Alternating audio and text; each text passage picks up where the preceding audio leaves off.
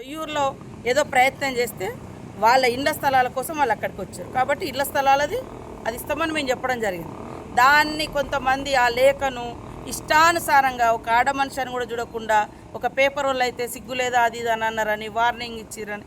సరే తప్పులు చేస్తే ఏదైనా ఉంటే సరి చేసుకోవడానికి సిద్ధంగా ఉన్నాం. ప్రజలు వార్నింగ్ ఇచ్చినా ప్రజాప్రతినిధులు వార్నింగ్ ఇచ్చినా స్వీకరిస్తాం. ప్రజల కోసం మా పనితనాన్ని మెరుగుపరుచుకుంటాం. కాబట్టి కొంతమంది చాలా సంతోషపడుతూ ఒక ఆదివాసీ బిడ్డను టార్గెట్ చేసిరని కొంతమంది రాజకీయ నాయకులు చాలా ఉత్సాహపడుతున్నారు. ఈడ లేనిది ఉన్నట్టుగా.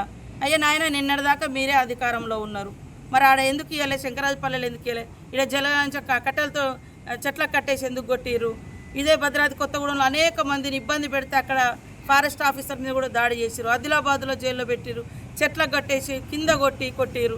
ఇవాళ ఏదో ఒలుకబోస్తున్నారు టీఆర్ఎస్ నాయకులు. కాబట్టి వాస్తవాలు తెలుసుకొని మాట్లాడండి.